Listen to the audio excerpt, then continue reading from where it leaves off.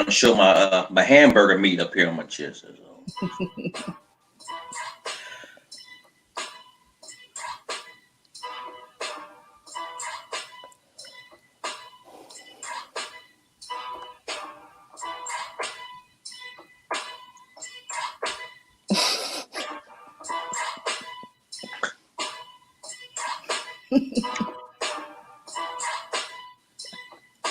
Come on, Instagram dance.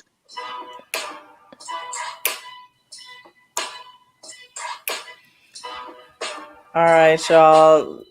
Thank y'all for tuning in. This is Funny Bits Radio podcast hosted by your girl LaTice is in the house, and we have all the crew ready. We're gonna jump into everything. Got on my screen. So top next to me, Larry. What's up? What's up? How's it going? Very well, thank you. Got Karl Rogers right below me. What's up, everybody in the building? That's the screen, but that's the way y'all look to me. And last but certainly not least, Kayla's here, y'all. What's up? Hey, everybody. All right, so let's get into it. A lot happening. So for y'all who don't know, this is Funny Bits Radio, which was the former name, currently known as Funny Bits Podcast, and we are in our 4th year anniversary month, y'all. June is the anniversary month. Y'all believe that? Yep. Right. That's what's up. Wild, right? I sure do. I still can't believe it. So that's the glassware year. Say that again. 4 years. 4 years is the glassware year. Is it? I thought 5 was. I don't know. It's not paper cup. I'm not an original member, so I'm like the David Ruffin or the Dennis Edwards of the podcast. Yeah. Well, if you're that, then I'm like Ashton Kutcher from that show. What was that show that came in for Charlie Sheen? Yeah. That's who I am at this point. I came in way. Baby, I was about to say we were from Temptations to 2.5 Men. That's that's a jarring juxtaposition right there. Wait, but my first thought was 2 Men and a Baby. I'm like, it was like, no, don't not that right one. Not that one. I know. I'm like, wait, no, that's not it. So let's get it. So like I said, Funny Bits, we are here, we're back. And every Friday Eve, we're gonna do this. And for y'all who don't know, I like Friday Eve. Sounds more festive than just saying Thursday. We don't usually say the T word, but I said it just now. I won't be saying it again. So every Friday Eve, 7 p.m., we will be live. So make sure y'all subscribe to our YouTube channel. That's a must. Because we are live every week. Also, if you're watching this via Facebook, thank you very much. We have our Facebook Funny Bits Podcast, which is live as well. So thank y'all for tuning in. But there's a lot to talk about. And let's get right into it, because I know everybody has a lot to talk about. Let's get into this defunding the police and what that actually means. I want to know what your thoughts are on this, y'all. Have y'all been following the news? Y'all trying not to watch the news as much? What's the deal? I mean, you can't help but watch the news because it's always some new craziness going on. Mm-hmm. And I know a lot of people were, talking about it on Facebook, and they're like, I got into like a verbal sparring match on Facebook with somebody because they were like, shouldn't we, why are we defunding the police? Shouldn't we, put that money into retraining? I'm like, really? We're on the retraining thing for the 100th time again? Really? Right. What do we have to keep doing over and over again? Obviously, that is not working. It's the wording, and the thing is, like, a lot of people, they hear defund the police, and then then now they're asking all their Facebook friends, well, what does that mean? It's like, you have an internet connection, look it up. Right. You do, like, take the 10 minutes to read about it, before you start jumping in with an opinion on it, instead of asking your friends who probably know just as much as you do or about it. Yeah. And that's part of the problem too. I mean, with as much technology that we have today, there's still people walking around here ignorant. Okay. Yeah. Ignorant. And it's not cool. Like in this day and age where you can literally, you have things at your fingertips. And it would be cool if people would actually check, what they're saying first before you post it, or even share an article. You know how you get that clickbait and then it's not even what you thought it was. So you have to be careful. My thing is, I think it's just about allocating funds to go to different resources rather than, you have an officer who commits a crime or murder, right? And then all of a sudden you hear their home, suspended with pay. Nah, yeah. cut that damn money. I think it goes further. I think if you kill somebody in front of a camera, for no good reason, right? Like you and your whole department, you not only should you lose funding, you should lose all your Captain America riot shields. All right, you should have to drive cop cars from the 70s. All right, no new cop cars for you. No new cop cars. No tear gas. You got to fight crime with 70s technology. And you know what? Fuck it. You got to fight crime naked. All right, in your boxer shorts. Bullets, no uniform. And some boxer shorts and some shoes, and that's it. No gun, no batons. Until let's keep it exciting, right? Yeah. With a badge and some boxers on. That's it. And put them in Camden in the middle of the hood. You are in your underwear. Not in Camden in the middle of the hood. Right. Right down there. You fight crime in your underwear, you're a bad motherfucker. All right, so you deserve that badge. All right, but if you need the riot shield and the tank, the urban battle tank with with the turret on top for jaywalkers, right? Out of here. For a jaywalker, it's like I got a tank, I got a semi-automatic weapon, nice good stuff for 12 people with signs. Yeah. Like really? Yeah, put them in Camden right there on Broadway and Kane at 11:56. And here's the thing. It's like, look, try it. If it doesn't work, you can always go back to your old bullshit. Right. But apparently the retraining and militarizing the police really isn't working because all they end up doing is, they don't go after the bad cops. They don't go after, the drug dealers as much as they do just go after, people that are just minding their own business. And then also it's like, look, these cops are all like, every time they bust a huge drug dealer, they always show how much money. They always make a big press conference like, look, we took this much money from the drug dealers. I'm like, all right, good. Then we don't have to, up your funding this year because obviously you're claiming that for your, your cop fund and everything. And you don't have to be calling me everything. It's like, hey, would you like to donate to the Fraternal Order Police? No. You were just on the news. You busted some drug dealers last week. How about you just take their money? I used to. What's funny is I used to send my, the envelopes would come in the mail and I would send my little envelope back, get that little sticker decal, have it in my the back of my little white Mitsubishi park like speed tickets. Like, man, let me tell you. Yeah. It's rough. Got my sticker in the mail yesterday. I didn't even know they still did it. Do they still do that? Yeah. I got a phone call the other day. I was like, I don't trust your system any longer. Right. Yeah. I don't know where my money's going to. Because remember, we used to get the call. We used to get a call, and they'd be like, "Are you willing to call donate?" Nah, I don't get calls anymore. My phone, I have my phone set up blocking all kinds of stuff. Yeah, I'm waiting for the Omaha Steaks people to start doing the call again. Like, that's what's the price of meat going up? I'm like, let me got those Omaha Steaks. Yo, man, I answered the phone last week when they called. I answered it like Bernie Mac. I was like, who this? calling me about some golly hour about some police force. Ungodly hour. It was like 8:30 p.m. Sir. 8:30. One of my nap time. Lord, God dang it, man. Who you with? Yo, right. You know what? I swear that's why we have to do everything early for this one because this old man right here, yo. Grandpa, yo. Don't let listen. nap time. You don't understand. As a kid, I used to hate naps. I used to fight not to get a nap. Pretend I was taking a nap. We all did. Yes, we all But did. now, Listen, like now, but they are actually on my Google calendar. It's on my Google calendar.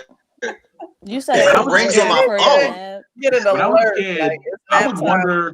Take it down. When I was a kid, Eddie Murphy was on Saturday Night Live when I was a kid, and Saturday Night Live came on at the same time, 11:30, and I could never make it more than 15 minutes in the Saturday Night Live because I'd gotten up at 7 o'clock to watch cartoons in the morning. I went out and played all day. You know, by 11 o'clock, I'm like, I didn't take a nap. By 11 o'clock, I'm exhausted. We got toothpicks in our eyes, keeping our eyes like open, trying to sneak in and stay up for Saturday Night Live.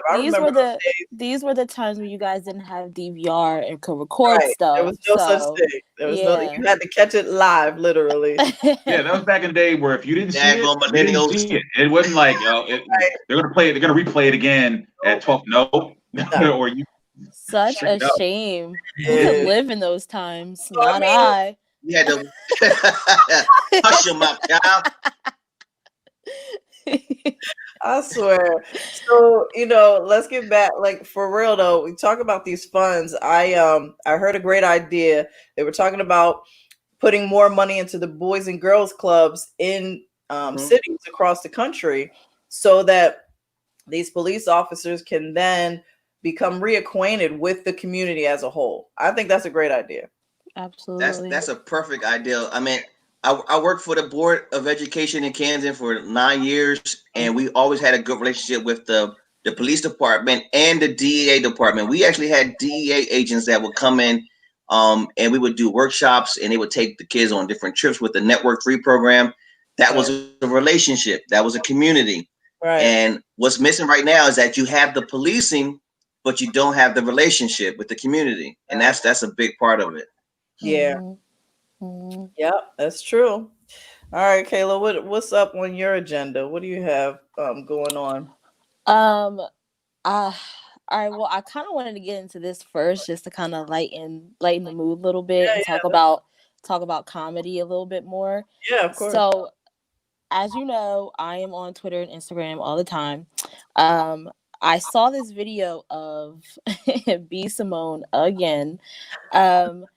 This girl, I don't know if she's on a publicity stunt. I don't know what she's on right now. But anyway, she was on her boss's podcast, Nick Cannon, and she basically was telling him how she needs like an entrepreneur / CEO type of man, and she cannot and will not, emphasize will not, date a man who works a 9 to 5.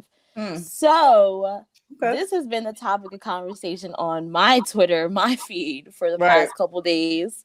Okay, so I wanted to see what you guys. Pretty much, they tried to drag her for that. I don't think she's, wrong for saying something like that. How, especially in the comedy world, do you guys? Well, because I'm not a comedian, so do you guys feel as though dating a comedian is better than dating someone that does a 9 to 5 who doesn't understand, like, I have to go to the show and I'm going to be there until like 2 o'clock in the morning, not going to come back home late, like. Right. Let me tell you, from a woman's point of view, I remember early on people would actually go out of their way to ask my husband how he felt about me being in the clubs late, and I'd be like, "Excuse me." It ain't about how and what he thinks, as part of the job.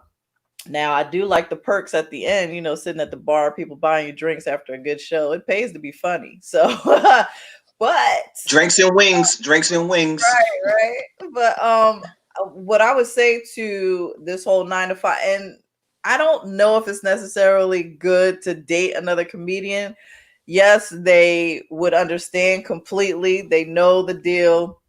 They're used to the schedule. They'll probably be doing a show somewhere. You'll be doing a show somewhere. Cool. And then, all right, I'll see you at 3 a.m., whatever, by the time you get home. Okay, cool. But the other side of that is if you don't find the right person, there could be a lot of competition involved. That's where it gets crazy, because now you have two comedians vying, for work. And some people don't know how to handle that. So when their spouse, or their girlfriend, boyfriend is on the rise, some people might not be able to handle that. So you have to. So it's a catch-22, I think, either way. But I agree with B Simone, because you need someone that's going to be just as flexible and understands that your schedule could be crazy. And people who work like a steady Monday through Friday, 9 to 5, they're used to a certain schedule, and they could get lonely if you're not there, because ideally during the week at 5 p.m., 6 p.m., that's when we're leaving to go out to a mic or a show during the week. And then if they're off weekends, we're working weekends. So that's what it is. Larry said, yep. Like our days off are like, Monday, Tuesdays. And then Wednesday in the middle of the week, it starts to pick up. Sometimes you might even have a show on Monday or Tuesday night. You never know. Yeah. It's really the insecurity levels that come up with those who don't understand the business. Because even working a 9 to 5 or working like me, I'm a commission-based person. So I make my own schedule. But when I do shows, my shows is not as intense hours as others. But I've been out there late, and I'm like, LaTice, no. I'm like, what, Karl, you ready to turn it in? I was like, no, one more club. And then I'm like, all right, now let's go. Let's go. Like, all right, we'll close it up. We'll leave because I know you're getting tired. Well, listen, I can attest to that as well, because I've gone with my mom to a lot of her shows, even if it's just over the bridge to Philly. And I'm an old head deep inside. So by like 8:30, I'm yawning and the show ain't even start yet. And my mom is like, we still have another place to go after this show. And I'm like, oh my gosh. I'm like, I can't do this. Like, I am tired, man. Like, I need sleep. One night we hit like 3 spots in one night, right? Yeah. We had went to I think it was after Mike Brooks services, and we was just hitting like 3 mics. Yeah, because that was on a Monday, right? Did we go to the comedy joint? Yeah, on a Monday.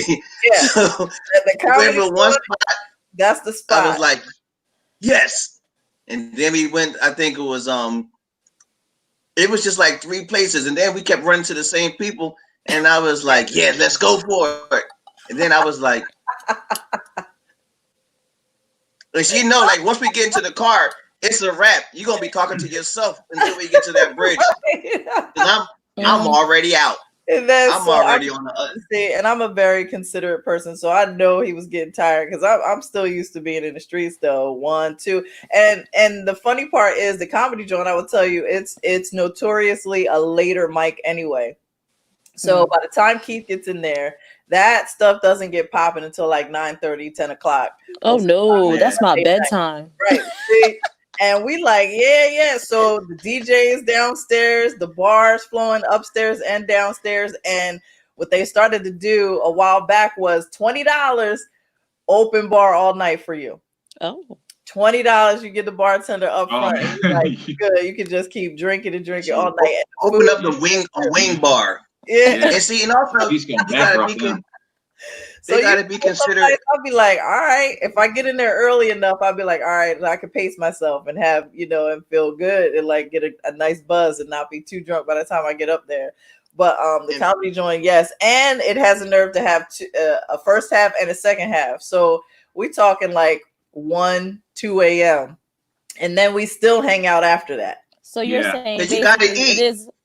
It is. So you're basically saying it is important to date someone who understands that you'll be out late, but like Karl said, it's also a insecurity, type of issue that you have to have. Like with here's the thing about being a comic. First of all, in order to be a good comic, you have to have something damaged about you mentally. All right.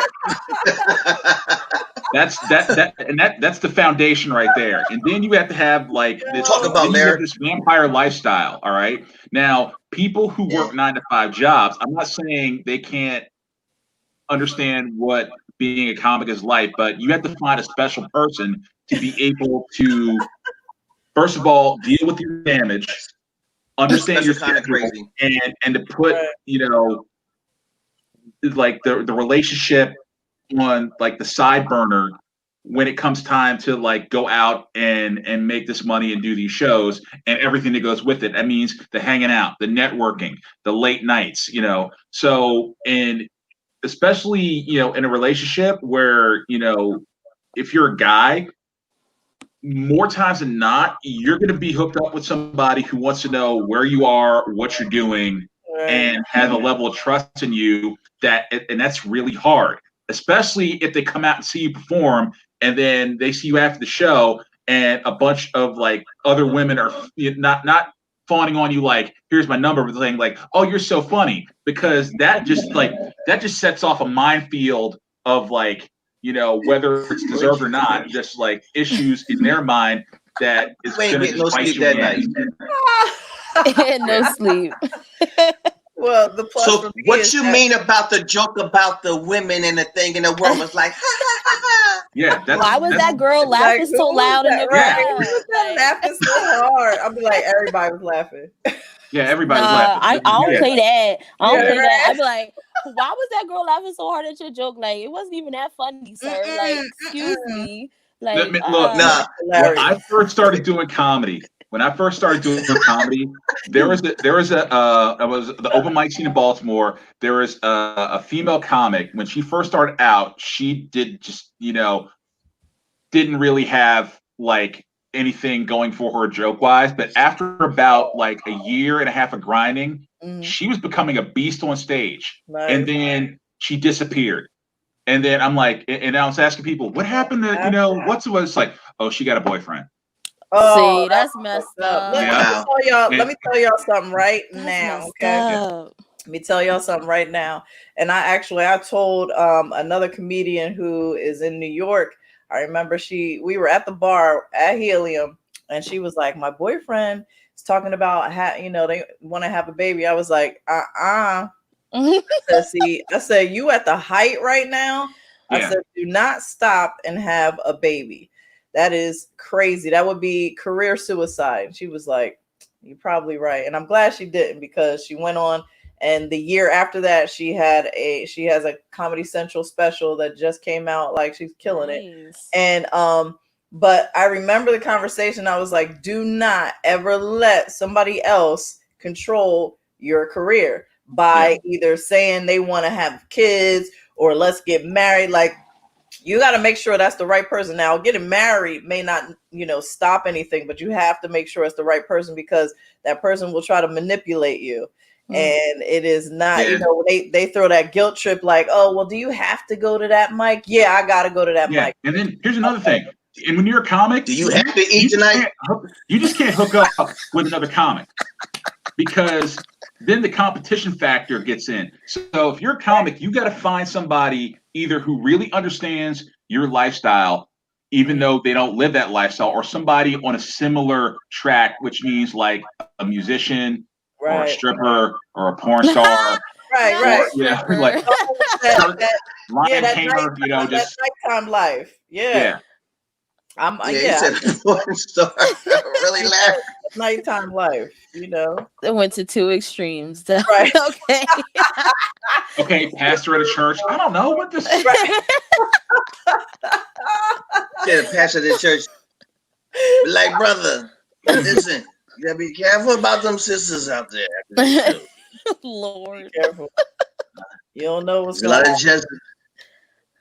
Yeah. What about it's a trip though. It could be a trip. It could be a real bad trip. But she's saying she wants to hook up with like a CEO or an entrepreneur. It's like, hey, you go ahead, hook up with a Wolf of Wall Street type guy, and I guarantee you that guy has got like a cadre of side pieces. Right? Because when you're making like 7-8 figures a year, you got options.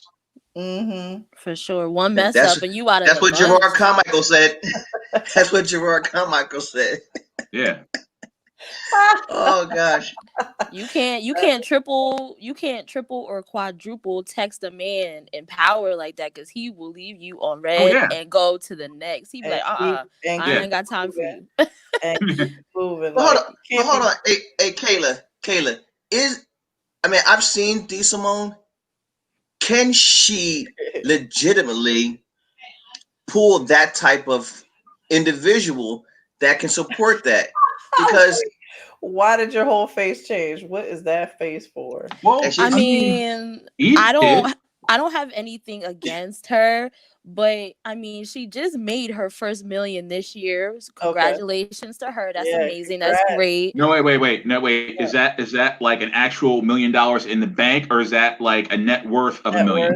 Because that's two different things. I can't say for sure, but she does like have multiple things that she's in, and she made it very, very publicly known that she reached her first $1 million, whatever that is for her this year. See, that's a problem, because like if I had $1 million in the bank, I'll be damn sure I wouldn't be telling everybody in the world how much I'm worth. That was my point. I can say that right now. Hey y'all, I just reached my first $1 million. That was the point I'm trying to make, because like I don't have anything against her.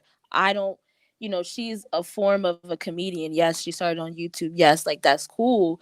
But it's like, stay humble, girl. Like, don't like you just got it. Like, I need you to like maybe just chill, stay grounded a little bit. Like, so you think she was showboating a little bit?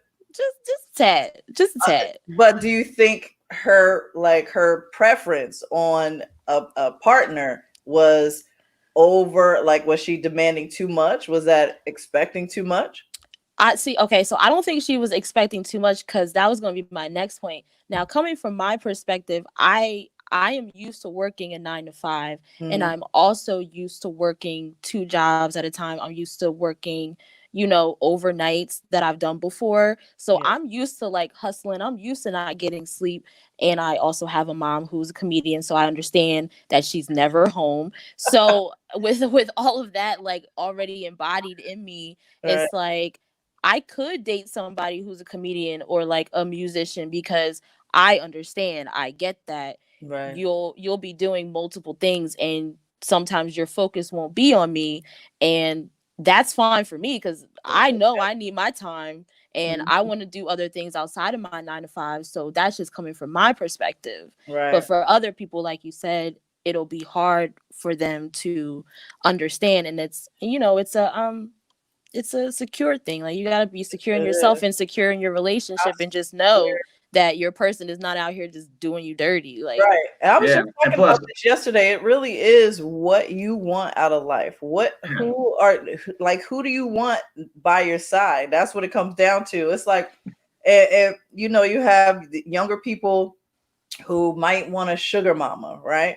So if y'all establish that, if y'all make that's what it is about, then that's what it's about. Like, you can't you can't say, all right, well, whatever, that's not for me. Well, yeah, maybe it's not. Depends on what. I do not want to date anybody who has enough money to have me professionally killed. That's where your mind goes, Larry. Yeah, I'm looking at the end game. All right, like at this point, I think. Can you imagine? Like, you have people signing like NDAs and stuff. Like, like, okay, this needs to only stay right here. And I know this is. And also, you don't want to date somebody who like has nothing going for them. Then when you break up, they want to go and like sign a book deal or be on like or Entertainment Tonight, just spilling all your business for because you know tell everything. That who I thought of, right?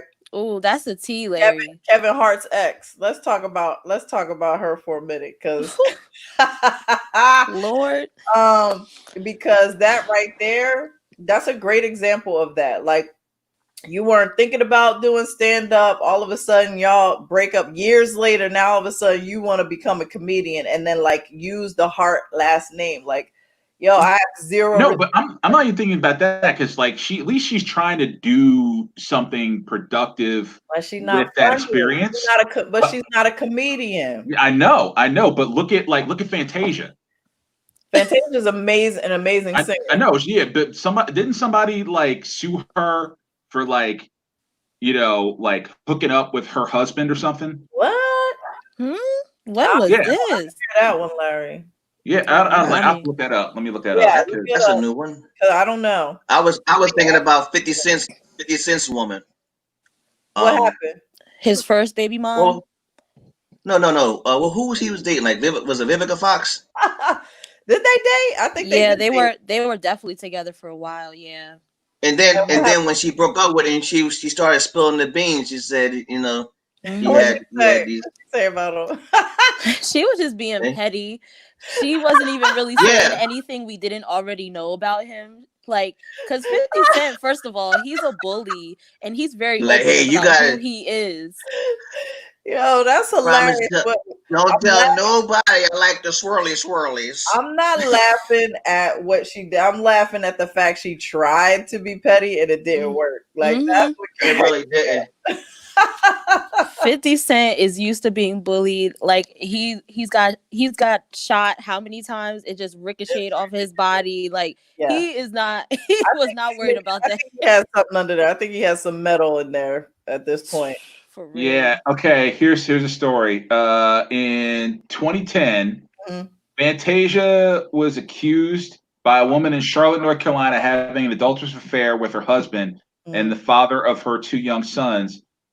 She filed for divorce, and she was seeking custody of the boys along with alimony, child support, and 2000 Lexus in 2010.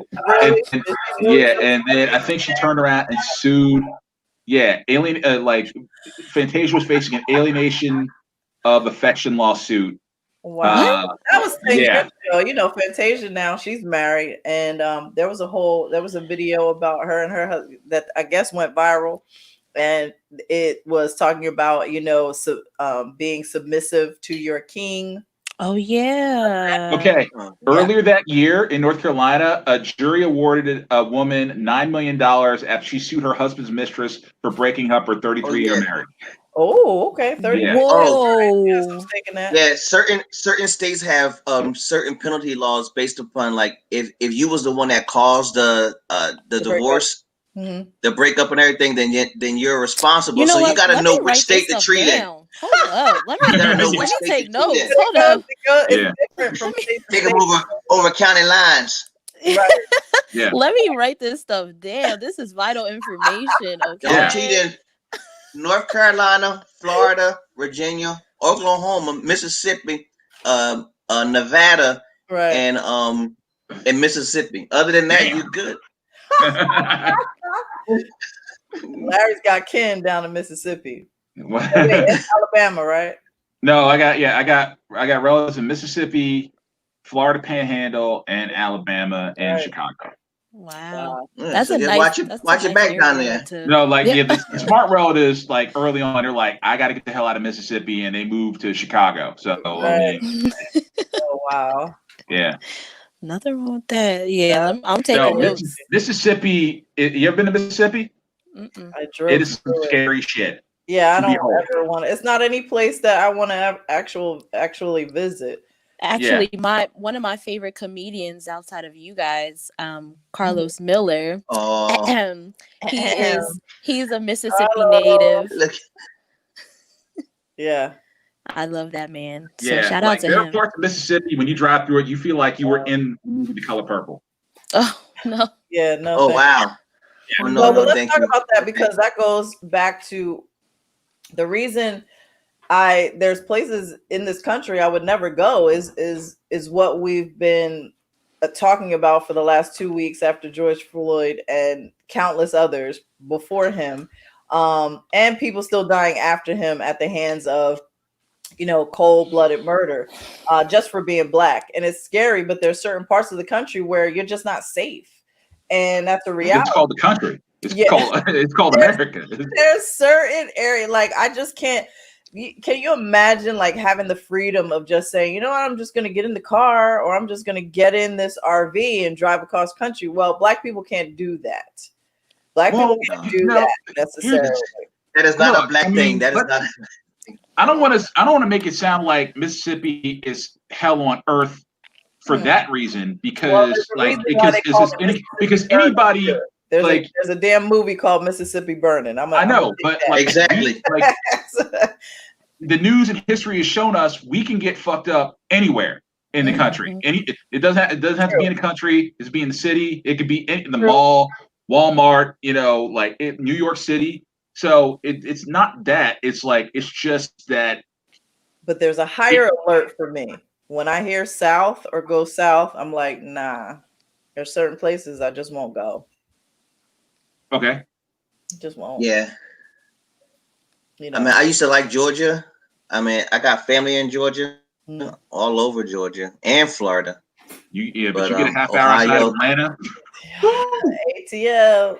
Yeah. No, and I'm talking, hey, Larry, I'm talking, when I say Georgia, I'm talking about in the country. I mean, it was racist back then. And I'm talking about like Montezuma, Macon County, like James Brown area, red dirt country stuff, where the neighbors was like, tell your people, don't come through that property line after dark. That's what they would tell us. And I was like, I ain't going out of this house for nothing. But here's the thing, because as a comic, all you got to do is dangle a bag full of nickels in front of me, and I will show up anywhere and tell jokes. All right. Nah, your rate is a little higher than that, Larry. I was about to say, Larry, you expensive. Don't do that. Just saying he'll take it in nickels. But I've been to places about 2 or 3 years ago, I had to do a show up in so far upstate New York, near the Canadian border, and you have to get off. I drive all the way up to Watertown, and then I got to get off the interstate and drive another 2 hours through these highways, and all along the way, I'm seeing all these houses with hand-drawn Trump Pence signs along the way. Here's the thing. These people are so poor, they can't afford Donald Trump Pence signs, which are free. So they got to make their own out of plywood and magic marker. All right.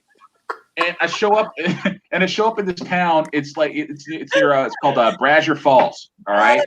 I was getting paid a huge chunk of money to do a fundraiser show at this place, and I walk into this place, and it's and the funny thing was there's one Latin woman that lives in that town, and she was so happy to see my black ass walk through the door. She was like, finally, I am not the only minority in this town, at least for one night. All right. People, right. And I took a look at that crowd. I was like, I got this. I'm going to tear the roof off this place. Annihilate it. Exactly. Yeah. But we get like that, when you're used to being only one or two person of color in a place, and when you see another black, it's like a subliminal thing. We get so happy, we be like, in our minds, that's real. You in the movie Get Out, yes. How'd you get this? Hey, LaTice, remember that time we was in that spot? It was LaTice started taking me everywhere. I was like, we got a show. She was like, where? She was like, Pottstown. I was like, where's that? She was like, I'm picking you up. It's in PA. It was snowing, and we up in Pottstown, and I looked around, and I was like, I said, we the only black people on this set. Then I was like, we the only black people in the whole building. I was like, yo, if it's time to start off, I said, go back to back and just start fighting your way to the door. I was so serious. I was like, yo, but I'm going to tell you, right, man, they were so drunk. I don't even think they could see if we was black or not. It was one dude like, yo, you're effing great, man. Love you. Yeah, and Larry knows too. You go into those fire halls that out in the middle of nowhere, you just be like, "Where the fuck am I? What is happening?" I remember that one. Oh, I will never forget What? that long dark road that my mom had me on. Where was that? That was like in upper Jersey somewhere, but it was like it was like in the sticks though. And I was calling her like, ma'am, it's really dark out here. There's no lights. Right. Okay. When I had that show in Ringo's and you were so yeah. Even after Ringo's? Yeah, Ringo's I did Helene's show at the little winery there. Yeah. And Kayla could not find it. I was dying. I said, all right, let's just meet at the I literally said, this looks like Get Out, and I am scared for my life. I had to do a U-turn. Get Out was white collar. Like I've been in like the blue collar, like coal mining country, you know, like and everybody in that town had a physical injury because they worked in a coal mine all their lives and they were on workman's compensation and they just go to the bars at night and drink and listen to jokes and chain smoke cigarettes because you can smoke indoors in the town. I ain't like that. I was like, Mom, that I'm gonna meet you at the Flying gas W station where there's light because I was not playing. Mm-mm. Yeah, but And here's the thing. That is the like, come and find me. I was like, all right, I'll come to you. That is a sociological. It is a sociological sidewalk of hot coals. I got to walk across to get that rent money. Right. Like, I don't want to be there, but you know, hey, I need $300 to $500. All right, so right. That's so true. It's crazy. And that's the same way with the Flying W. Oh, the Flying that's way out there. Medford, you know, but yeah, the Flying W sits back, and you're just like, that's a long mile back. That's a long ass road to get to that. Yeah, for sure. But you know, we do, and this is what we do though. So yeah, even though sometimes we feel like we could be in danger or there's fear for it, we know we've been booked on a show. We're going to this location, but the surroundings don't feel safe. But once we get to our show and then we look at this audience, it's like, this is what we do. This is what we'll do for comedy. And, you know, and it takes we will also go to the dirtiest, nastiest open mic in North Philly. Yeah. Too. All right. So like we're always taking our lives in our hands, whether it's in the city, it's in the country. It's always just like, hey, it could go bad anytime. Shoot, you was wiping down microphones with alcohol before the COVID. Oh, way before. No. Oh no. But yeah, it's microphone. No, like the fuck the microphone. Like I know, like I've seen, like I saw comments like I don't know if people say it's like, man, I know you have slept in a questionable comedy condo at least half a dozen times in your year, and if that didn't kill you or get you like the most like radioactive bed bugs or like some sort of like skin rash, then COVID ain't gonna do shit to you. First of all, Larry, you are like a big guy. And aside from like the weight you've lost, but your height. Okay, so you're tall and you're a big, like your presence is large. So like people are just gonna automatically be like, okay, who is this black man? Like, and okay. And so I think you can get into more places actually that we're talking about and not have any trouble, as opposed to like, you know, me, Karl. Okay. Let's first of all, look, I am not John Henry. I can't whip an entire angry mob's ass. Okay. All right. Second of all, I cannot run that far before I'm just like, okay, look, I'm just gonna have to like fight and take some of these motherfuckers to the hospital with me. That's why you've been in the gym. Shit, you gotta fight. See, that's a real thing. That's why I get about a quarter mile away, then I'm like, all right, I gotta turn a fight. I can't. I can't marathon my way out of this shit. Exactly. That's why I hope the crowd is afraid of my intro more than anything. I was like, that's right. I'm from Camden. That's just how you start, just so they know you don't play. That's how I start. Then I smooth them on out, but like, yeah, I moved to Pensauken. Yeah. The Pensacola just means is Native American for more grass. And bushes. Which I love. I love when you say I know that. that shit. I was so surprised when LaTice said that. I love that joke. I was like, I've been using it since day one. It's always on. It was like intro, grass and it was just intro, grass and bushes. And I was like, yes. But I guarantee you, there's always at least, no joke, and this is not racial, this is just me as a sociologist. I always see at least one white woman or more white women than any, but I've had other cultures will grab their purse and be like, real close. Oh After no. you say you from Camden. Yeah, I was That's like, nah, I terrible. already stole 2 cars today, so you good. You good. I tease people all the time because I'll sneak into a show or they'll see me come in and then like I'll sit down somewhere, but heads turn, and then once I get on stage, I'm like, yeah, I know I saw a lot of y'all looking. I know y'all thought I was going to the kitchen, but nah. I'm here. Right? Remember that country club show we did in Delaware? Yeah, which one? Remember that country club show we did in Delaware? Yeah. Where they fed us before? Yeah. Yes. Yeah, that was a straight like Get Out audience right there. Oh We my killed God, it. we had so much fun. Yeah. Too much. Here comes the kitchen help, And the y'all, food- for the midnight food was show. good, too. The kitchen for the midnight show. Yeah. It's like, oh, I know he fried chicken. I know that brother fries a good chicken not leg. for y'all, I do, but I ain't doing it here tonight. Yeah. Man, listen. See, and this goes back to the original conversation of, yes, you need to date somebody who understands you and who I like how you understands. did that. You like Yeah, that little, yeah. I know, but I think B Simone like really doesn't understand that somebody who is an entrepreneur and built like a financial empire, just because she made her little $1 million, is gonna like have common ground with her, like and talk to her. Like, she's gonna have to find somebody who's got the same mindset and understands her world as much as she understands their world. Right. Mm-hmm. But exactly.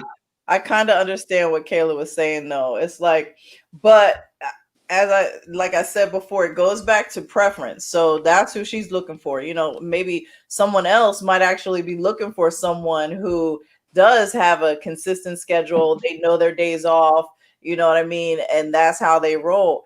But everybody isn't like that, And So, also, how old is B Simone?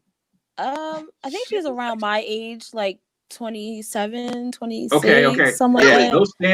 Those standards will erode by the time she hits like 37. It'll start to change because then the entrepreneur that she wanted isn't going to be able to spend the time that she probably wants either. So it's like, you get what you get. So now you have somebody who's hustling just as much as you are, and then y'all trying to meet up. You got to fly to catch him in San Francisco. Then he's gonna fly to try to catch you in Miami. It's gonna be a lot. And also, I would just like to say, you need, as a comedian, you need someone who has insurance. All right, so us 9-to-5 workers are beneficial to a lot of comedians because y'all ain't got no insurance. All right, like what if something happens to you on a show? When we had Obamacare, we were rocking. Now, nah. Okay, now this is my segment. So if you need insurance, just inbox me. And I am Karl Rogers, and I can get you life, health, disability, and all things considered. That's right. Back to you, LaTice. Look Karl up. For real. He's a definite insurance guy. Talk about the quarantine and men versus women, Kayla. What do you think about it? Oh, okay. So this is gonna be good. All right. So during this quarantine time, I wanted to talk about men versus women because for me, all right, yes, I'm younger, all right, but I still have things that I wanted to keep up with, like, hair, nails, my face. I love getting massages. So it's like these were like certain things that I couldn't upkeep now that I'm in quarantine. And I would just like to say that men, y'all have it easy, okay? We are going through quarantine. What is this, like the 3rd month? We have to get all our girly essentials. We gotta make sure, our faces are still looking good, our hair is still looking good, and we can't even get it done by professionals right now. Listen, I got an illegal haircut. Hold on. No, I got an illegal haircut last weekend, and I'm feeling good. See, I say illegal. See, I had a $15 set of clippers that I got from Berlin and Co-Fac. You'll learn to cut my own hair. So yeah, I ain't doing it. I finally got something done and I'm excited. But the other thing is, like the nails, like, okay, so I finally got the gel off. Now I'm just painting my nails, making sure they good. I'm taking care of my feet. Listen, dudes probably hold on. Let's cut the bullshit right now. All right. Bullshit. All the nails and the hair and the makeup, that is just women trying to impress other women. All right. Oh, here we go. Right? I like my nails done. Okay. I like my nails. If you got a guy in your life that's been quarantined for 2 months, I guarantee you, if you just like open up the candy store, he don't give a damn about how your toenails are painted, how your hair looks. Listen, all right. No, it's trying to get how we feel when we know we're taking care of ourselves. Like, okay. I stay with first of all, my face is never gonna look old because I use Olay. So it's a form of self-care. It's a form of self-care. Exfoliate skin every time I get in the shower. We all still nice and smooth. So my thing was like, I had to really come to terms with like clipping my own toenails again. Like what? I don't. Yeah, like what kind of buffoonery is like? What type of? I don't want to have to do all this. Happening? You know how Karen-ish you sound right now. That's fine. I had to clip my own toenails. Like really? I didn't ask for the Really? You had to clip your own toenails? I'm just trying to. This is man versus women. Okay. I'm just how we feel. setting. Cause I'm just letting men know that you guys have nothing. Absolutely nothing to complain about when it comes to like yourself. When the world opens up and I see them damn dragon toes and those toenails, y'all better get it together because ain't nobody gonna want that. That's all. Put like this. So there's a such thing as just normal household upkeep of yourself. There is. You're right.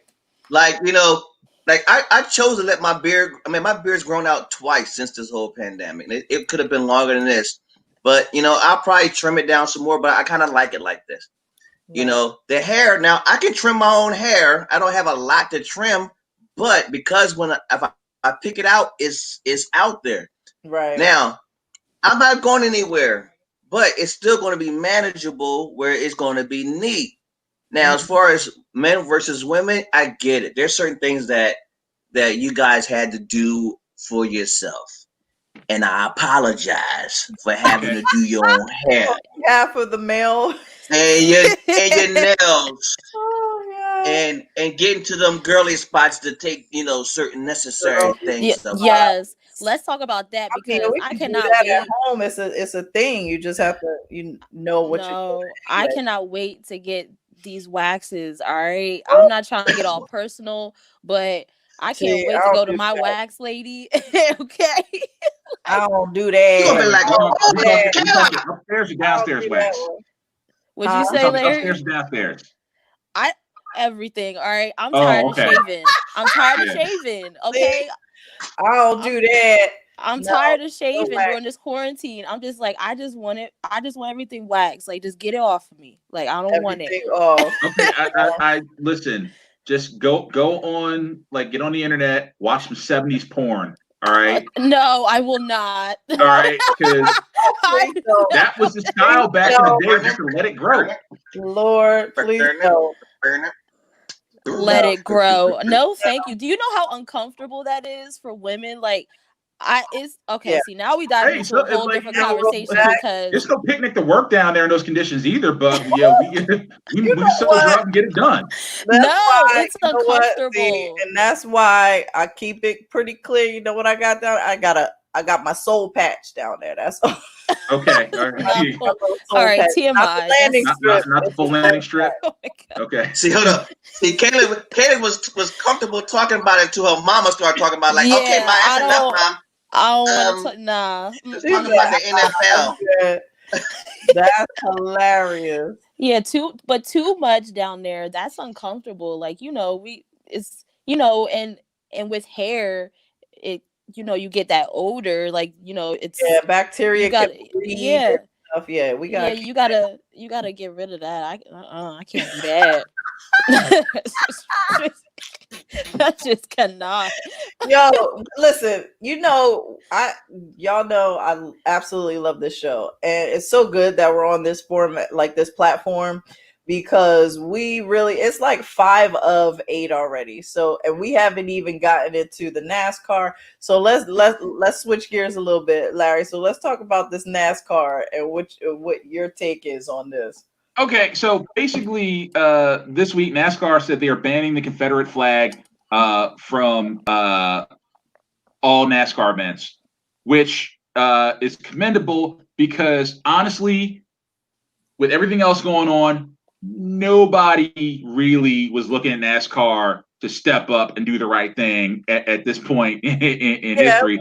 Yeah, and they got out front of it, and already like people are mad and stuff like that, and which leads me to believe that like we're probably gonna have a couple of mass shootings sometime this year because anytime you take the beach haircuts and NASCAR away from white people, somebody is just gonna just now lose that's a their Karen shit. moment. So you talk about Karen moment. That's a Karen moment.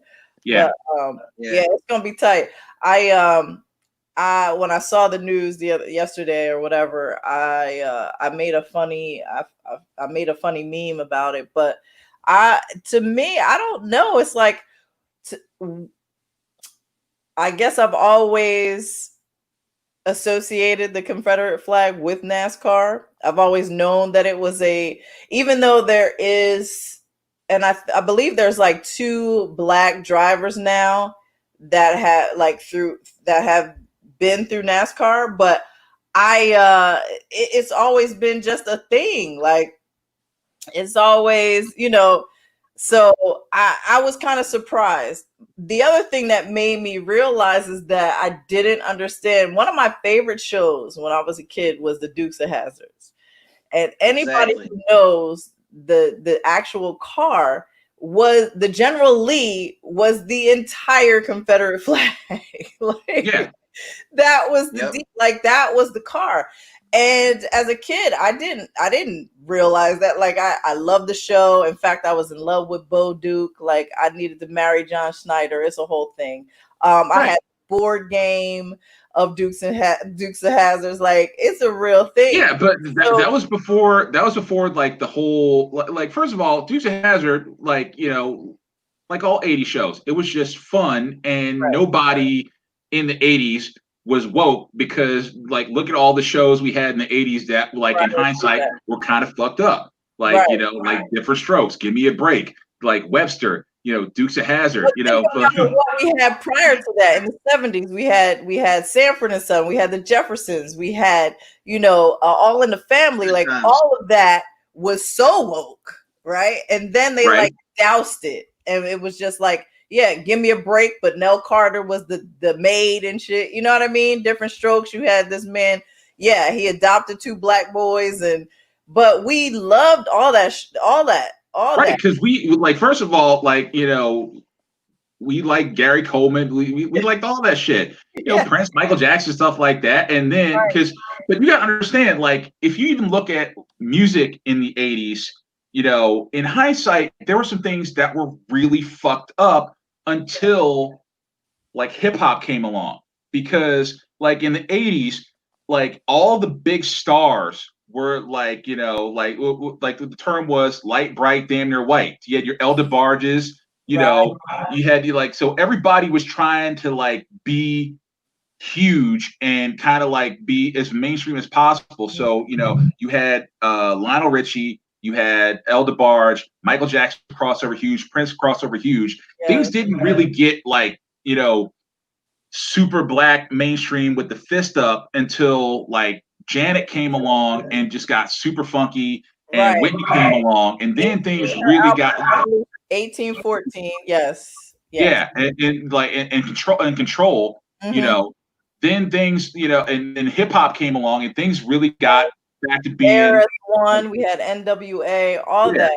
So then we were all through the movement. Remember apartheid, all that, the red, black, green, everything we were supposed to be divesting and leaving, you know, all getting rid of Coke products and all this other stuff or what have you. Yeah, it was a whole movement. Yeah. But yeah, it definitely hit big in the 90s with a whole nother movement. I, for one, was not expecting NASCAR to do that. Yeah. I don't even watch NASCAR. It's not even something that I'm interested in. So I was definitely like, oh, okay. Like, I see. Okay, let's see how long this lasts. And, you know, thank you for the support, but let's just see. Yeah, because right now, a lot of organizations are trying to get in front of the whole issue before, you know, they get put on blast, you know. And so NASCAR's doing it, which is amazing because nobody expected NASCAR to do it. But like I'm seeing it in a lot of other organizations too, where they're like jumping on the Black Lives Matter wagon, which is great, but if you're gonna do it right, and don't do it because you're trending. Do it because you mean it. Don't do it because you know, as a marketing ploy, or because you're afraid that somebody is going to point out, you know, your dirty laundry from like, you know, recent memory. That's true. Yeah. A lot of these countries are getting on board with Black Lives Matter movement, which I love. Jeff Bezos spoke out. And there was plenty of things. So we have Amazon stepping up, Starbucks. I even got an email from Dago on Planet Fitness last week. And I'm like, okay, Planet Fitness, I see you. The NFL, Roger Goodell made a video. But let's talk about I thought I remember Larry and Karl, y'all were talking about companies that are actually doing some things as opposed to not doing, other companies who aren't doing it necessarily. Yeah. I mean, like right now you got like Starbucks got put on blast because, you know, their employee policy prohibits employees from wearing anything that says Black Lives Matter while they're working at Starbucks. You know, and then I think the NFL admitted that they really screwed over Kaepernick because of his protests. That's like, all right, well, first of all, we knew that. All right, you're not saying it for our benefit. We knew that years ago. All right, you're just saying that so now that, like, you know, that white people can't say that it wasn't what it was. All right. So now that you actually come out and say that, are you going to do something to make it right for Colin Kaepernick? Yeah. No. Then why'd you bring it up in the first place? But you know what? His purpose is so much more than the NFL, and he's been proving that. So I'm you know, he can do whatever he wants to do. He's been serving the community since then, you know, and really making a difference. So I applaud him for sticking, you know, to his beliefs, and you know, we're behind him 100%. Yeah, but now that that's out in the open, like, what are all the other players that supposedly have his back in the NFL gonna do with this information? The whole Drew Brees thing, which was a mess. I don't even know why people expected for him to, you know, then apologize or whatever. And then, you know, Trump decided to put out a statement saying he should have never apologized and to just stay by what he said. And that just shows exactly who we're dealing with in the White House for sure. Exactly. But we knew, like, but here's the thing.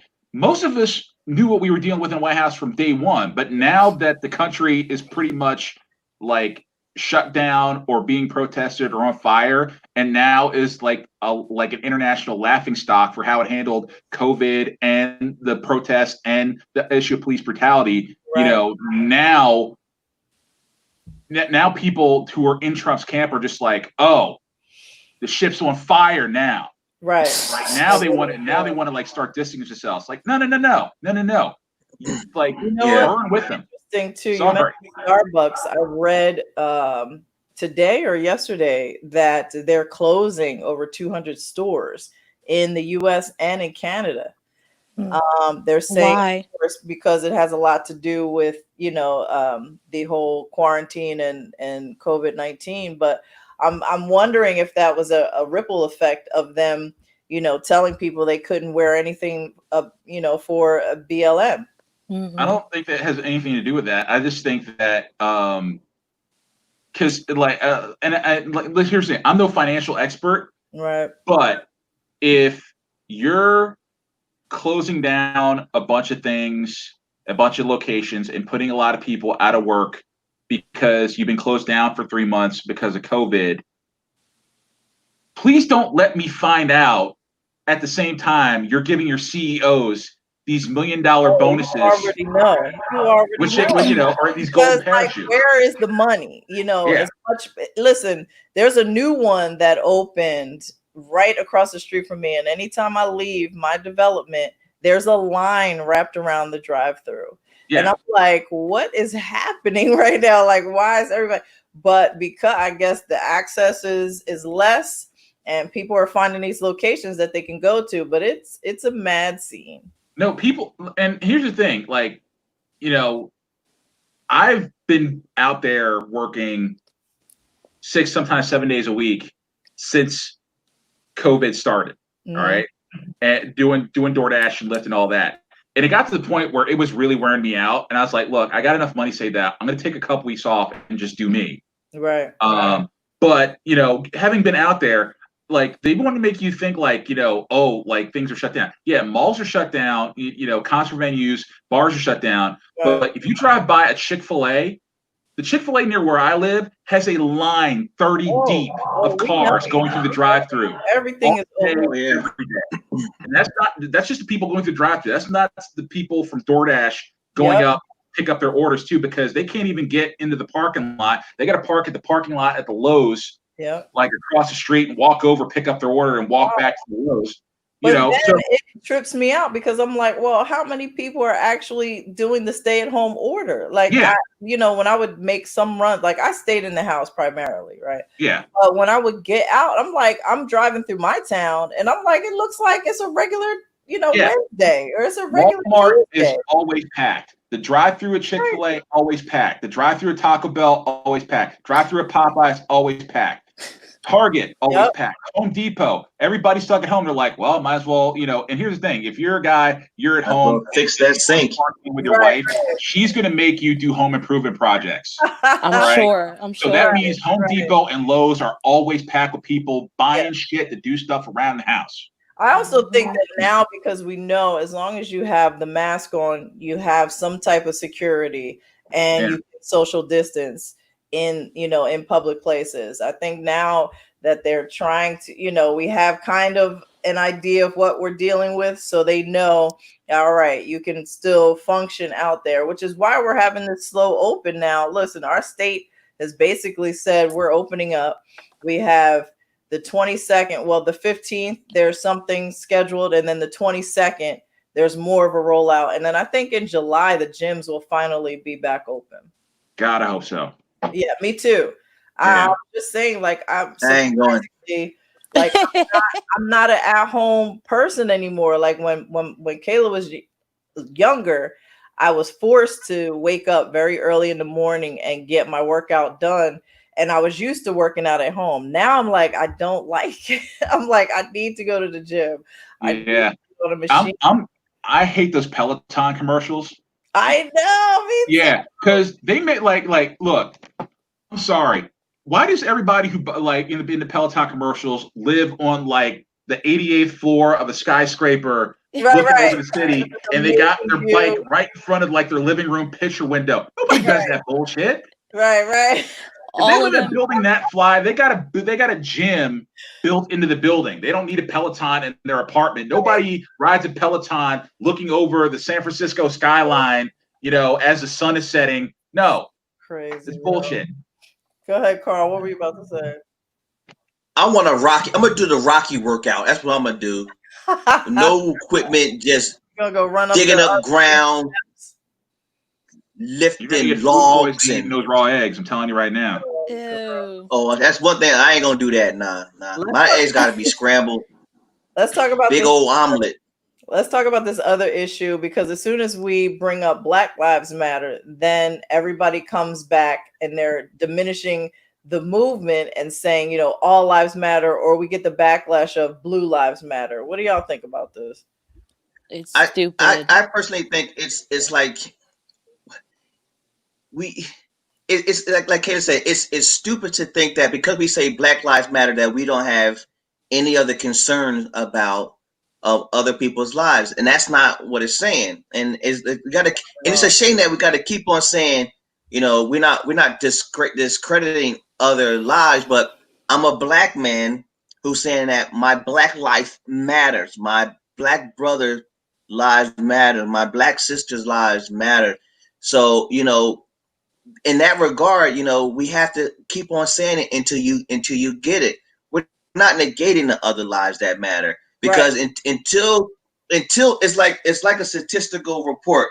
Like, you got this level up here, this level's down here for different races and cultures. Until our lives that matter get up to the point where the other lives are equally mattered, then we could talk about the human race matters. That's but it. until then, we're gonna keep on pumping the system with Black Lives Matter until you get it. Until you get it. Let me share something with y'all though, because in my time of scrolling, there was another comedian. I'm not gonna say his name right now. I'm just gonna say there was a post that he made yesterday, and I'm just gonna tell you that this man, he's white, and he's about, I think he's between like 65 and almost 70. He's an older comedian. He's been doing it for years. He's also had addiction problems that he's talked about openly on Facebook, and like went into treatment for it and all this good stuff. And I've done several shows with him over the years. But I came across this, I'm scrolling and I come across this this post. He goes, regardless of political views, party and or convictions, officers, I got your six.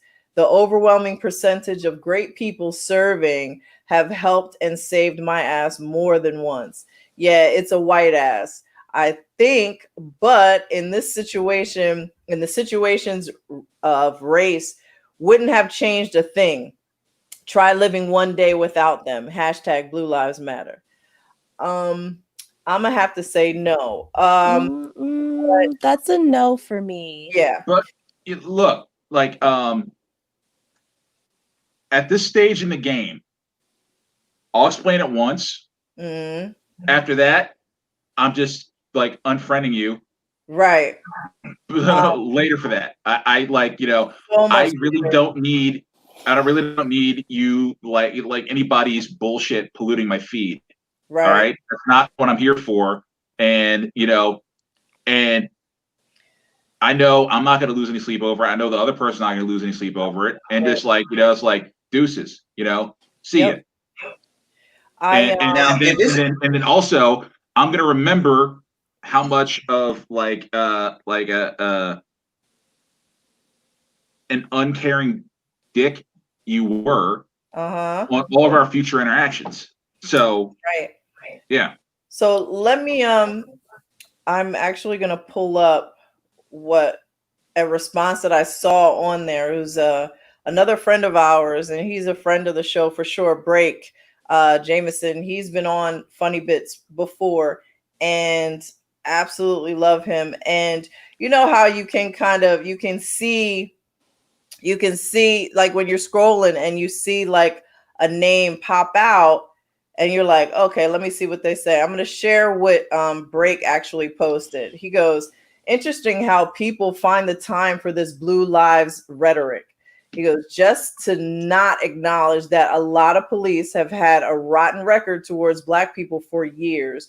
No matter what occurs, it seems it bothers people to admit this. So in turn, saying this stupid Blue Lives mantra lands us right back to the original purpose of Black Lives Matter. He goes, do some of y'all understand you're still diminishing the people who have been snuffed out by police without any accountability?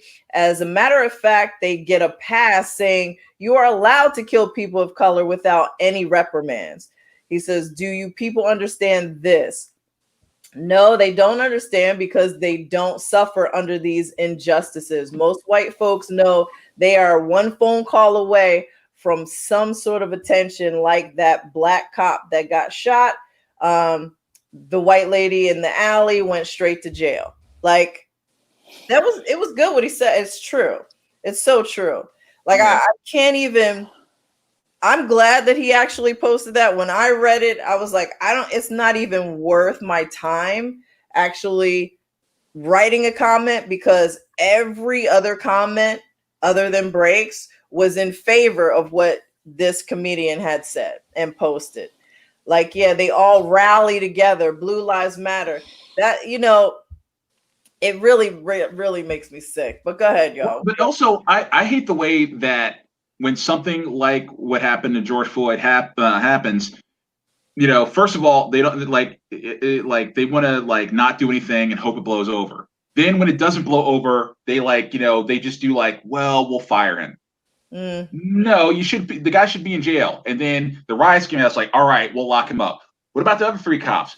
Right. All right, we'll lock them up too. It's like, you know what? If you and then now they want to shift the blame to like, well, the people that were videotaping it didn't help. Yeah, because they didn't want to get killed too.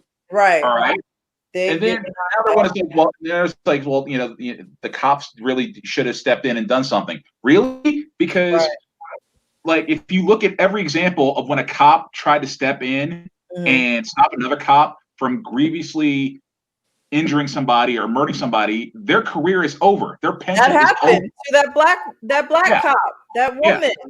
She stopped the man. She stopped another police officer she was working with he had already roughed up, I think, a young lady, a black woman, and she stepped in, and then they fired her. Right. But we're not even talking what happened to suspended with pay. Like, how is it that y'all can just go and fire this woman when she was actually protecting another a citizen?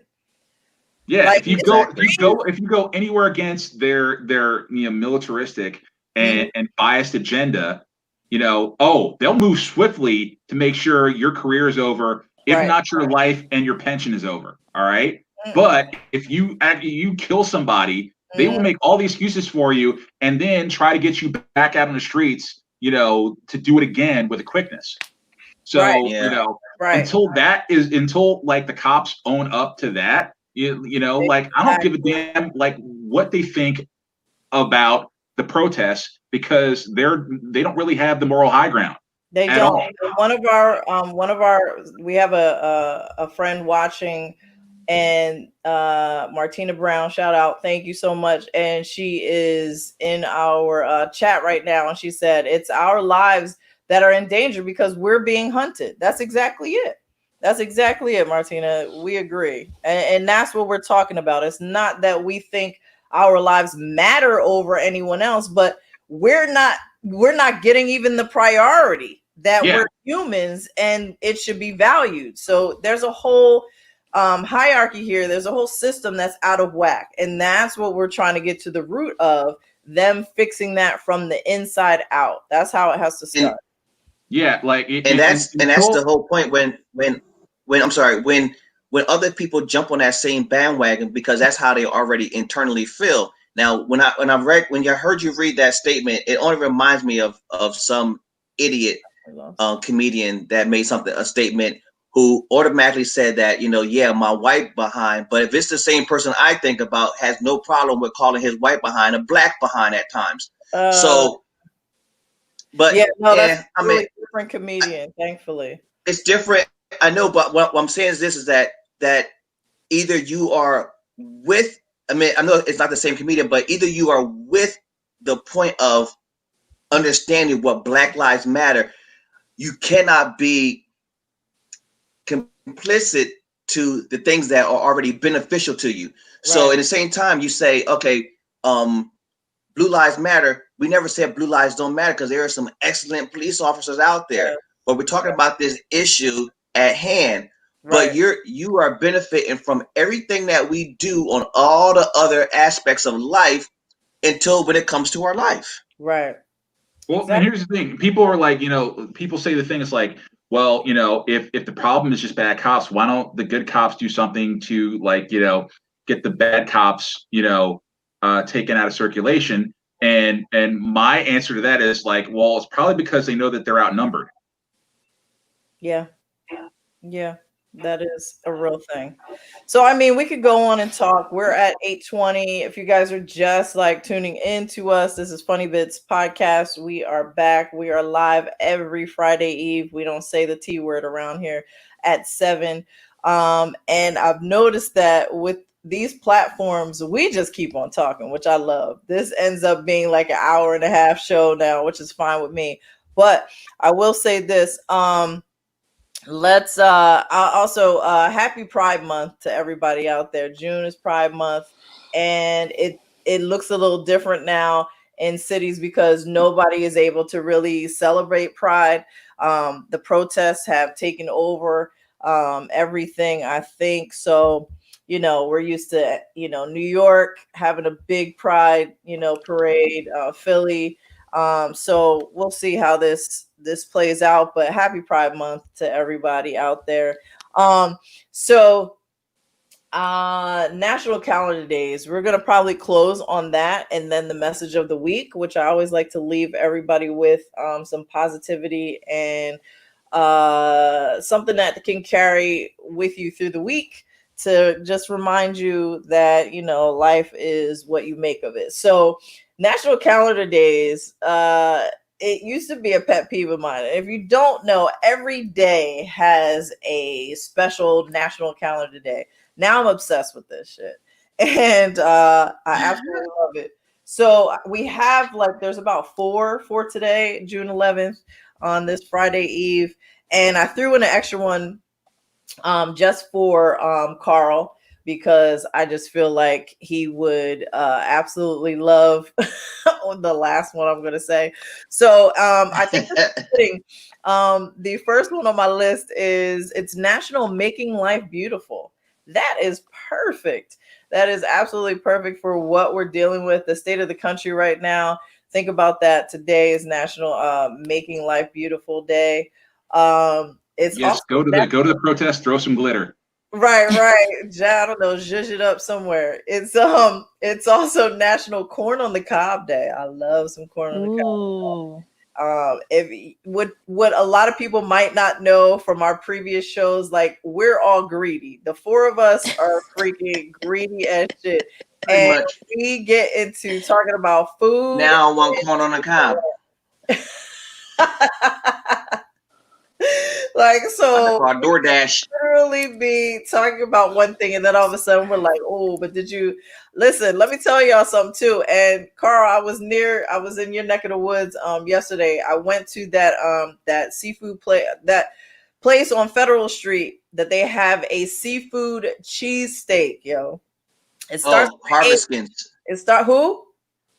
Harvestkins. That's it. I couldn't remember. Like I could see the sign, but I can't. I knew it started with an H, and I'm like, yo, I got a crab cake yesterday, just one crab cake, and that sandwich. I could only I ate half a crab cake and half that sub, and I had the rest for basically lunch today. Man, let me tell you, that it was the bomb. That seafood cheesesteak is the bomb, but the shrimp hoagie. It's big, yo. And they put 4 of them in the daggone. I'm like, yo, plus everything. It's amazing. So that's why it's funny, because the last 3 items I said corn on the cob, and the last 2 are actually desserts. It's National German Chocolate Cake today, y'all. Bingo. Huh? There you go. Let's Yeah. do Like German chocolate is not my favorite. I'm just not a chocolate kind of girl. Like I'll eat chocolate. It depends on what it is, but it's not my favorite. But happy German chocolate cake. And I saved this because actually it on the 9th, it was National Strawberry Rhubarb Pie Day. I think Karl, that is just a dessert that just sounds like Karl. Like you go to Perkins and you ordering that for dessert. it. Yeah, me and the crew. Me and Eloise And Dolores and Dolores, and Esther. Princeton, Esther, and Chauncey. Just Ew. one big old Chauncey. All right, one big old strawberry rhubarb. real quick, let's go. Let's do our normal thing. Let's say where everybody can find y'all on social media so they can follow you and they know when you're gonna be back on here. Larry, go ahead. You first. LarryXL.com, LarryXL on Facebook, comedian LarryXL on IG. Mm-hmm. Yep. Yeah, that's you. Pretty And much. Kayla, Right. go ahead. Yeah. Follow me on Instagram, Satora_K. Also, subscribe to my YouTube channel, Queen of Pentacles Tarot. Right. You know what? I need to add that. I'm gonna make sure that's in so everybody can see. But spell Satora for people who might not Oh, yeah. you. It's spelled Setorah. Even though on my birth certificate it's different. I think my mom was like a little woozy when she spelled it. Yeah. Hey, She's Karl, like, are you going to have Kayla do like tarot card readings in one of your church gigs? Absolutely. I Wow. want to get thrown out. in church, absolutely not. They Right. probably be like, the devil, she's the devil, she's a witch. No, Man, definitely not. I'm not having LaTice mad at me on where my baby at. I'm like, I had to leave her. They got her. They got Go ahead, Karl. Where can they find you? You can find me at Carl Rogers on Facebook. I am Carl Rogers on Instagram, and Carl Rogers Insurance on Instagram. Word. Boom. And y'all can definitely. So I want y'all to go and follow the show, Funny Bits Podcast on Instagram and Twitter, and also on Facebook. Like us, follow us, share it. We'd appreciate it. And you can also find me under LaTice Comedy on everything. And if you want to follow my other page, it's under LaTice Jokes. So you guys are amazing. Thank you so much. I will end with anybody have any thoughts, remarks, anything y'all want to say before we head out? Nope. Y'all good? Nah. Yeah. And save it for next week, right? Mhm. Yeah. We still have to talk about it. It's so much happening. So that's good. We can save it for next week. We will be back, obviously, live. I believe it's June 18th, which will be next Thursday. Wow. Hopefully we can just get back to talking about bullshit instead of like real like depressing social issues. I know. So, And I have a show that night after the broadcast, so I'll be promoting that as well. But if you follow me on social media, I definitely have information. It'll be a virtual show, so please buy your tickets for that. It's going to be amazing. I'm co-headlining with Lamar Todd. It's going to be dope, and it is for Black Lives Matter. So June 18th, we will see y'all back here. But let me leave y'all with the message of the week. So I love this. So I found this on Twitter. There's a few people that I follow that are really, really awesome, that I love reading their stuff. It says, we must move beyond any brainwashing, unconscious borrowed patterns, and unhealthy conditioning. We must return to our core, our innate truth. Keep that with y'all. That's for real, for real. So we thank y'all once again for tuning in to Funny Bits Podcast. Y'all are amazing. Thank you so much. And we out. Bye. Night, y'all. Bye.